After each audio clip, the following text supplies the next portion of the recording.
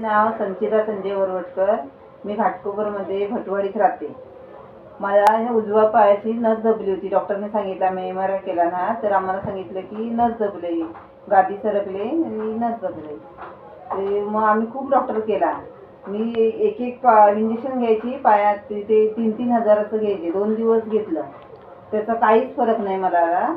मग खूप त्रास, म्हणजे मला बसता येत नाही. माझं सगळं दुसऱ्याने करायला लागायचं. मला उठवायला लागायचं, बसवायला लागायचं. खायला बसले तरी चारदा झोपायचे, परत उठून खायचे. चहा पण प्यायला मला बसायला जमायचं नाही, एवढा मला त्रास होत होता.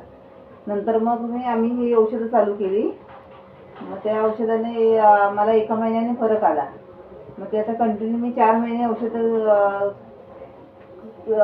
घेते ती, आणि त्याने मला काहीच आता त्रास होत नाही. मी एकदम व्यवस्थित आहे, फिरते, सगळीकडे काम करते, सगळं काम करते. आता काही त्रास होत नाही.